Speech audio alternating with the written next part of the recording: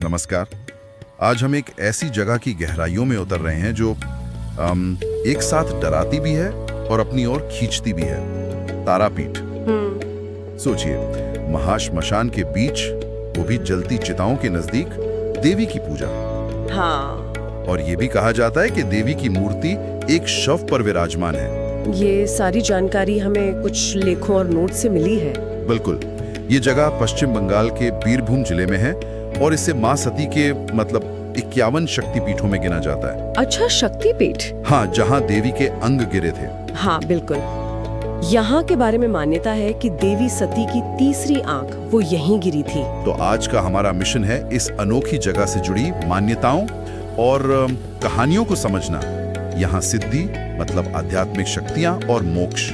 मोक्ष यानी जन्म मृत्यु के चक्र से मुक्ति। हाँ, दोनों की बात होती है। हमारे स्रोत बताते हैं कि माँ तारा का रूप भले ही उग्र है, पर उनमें करुणा भी उतनी ही है। और हाँ, ये तंत्र साधना के लिए एक बहुत बड़ा केंद्र भी माना जाता है। दिलचस्प बात ये है कि हमारे स्रोत इस बात पर जोर देते हैं कि अगर कोई सच्ची श्रद्धा से यहाँ साधना करे तो उसकी हर मनोकामना पूरी हो सकती है।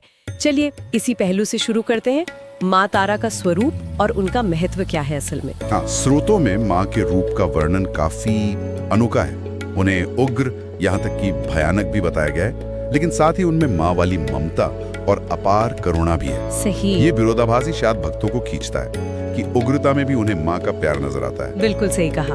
और तंत्र साधना की दृष्टि से देखें तो जैसा स्रोत बताते हैं, ये सबसे शक्तिशाली जगहों में से एक है। यहाँ उग्र और शांत देवी के दोनों ही रूपों की पूजा होती है। अच्छा। और यही चीज तंत्र के मूल सिद्धांतों से जुड़ती है, जीवन की हर ऊर्जा को स्वीकार करना।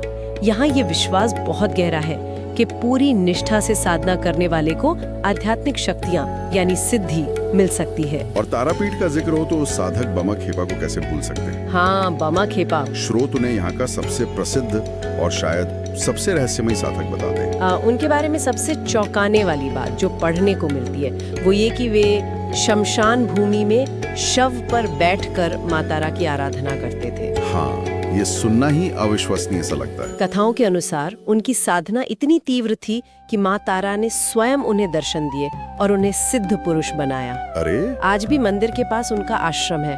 स्रोत शव साधना का भी उल्लेख करते हैं, लेकिन साफ करते हैं कि यह कोई आम प्रक्रिया नहीं। हाँ, ये तो बहुत गूढ़ बात होगी। बिल्कुल, एक अत्यंत गूढ़ तांत्रिक विधि है जिसे केवल पहुंचे हुए सिद्ध योगी ही समझ और कर सकते हैं।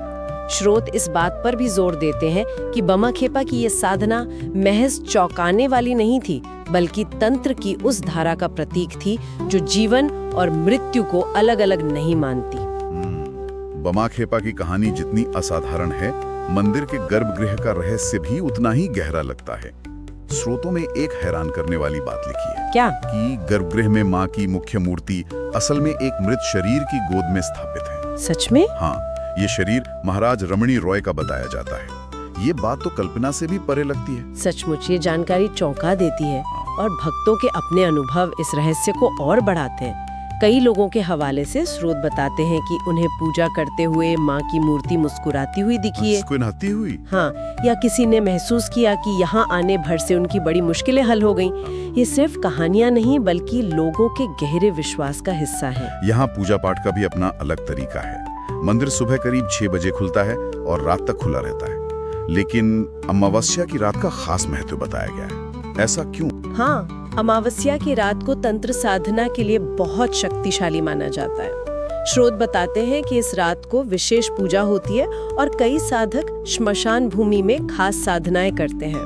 अच्छा, श्मशान में? हाँ, आम भक्तों में भी ये मान्यता बहुत पक्की है कि जो एक बार सच्चे मन से तारापीठ आ गया, माँ तारा उसकी जिंदगी में कोई न कोई अच्छा बदलाव जरूर लाती हैं। तो हमने जो पढ़ा उसके आधार पर कह सकते हैं कि तारापीठ सिर्फ एक मंदिर या शक्तिपीठ नहीं है। ये आस्था, गहरे रहस्य और साधना का एक ऐसा संगम है जहाँ डर और भक्ति जैसे साथ साथ चलते हैं। बिल्कुल, यहाँ माँ तारा की उग्र शक्ति और उनकी अपार करुणा दोनों का एहसास होता है।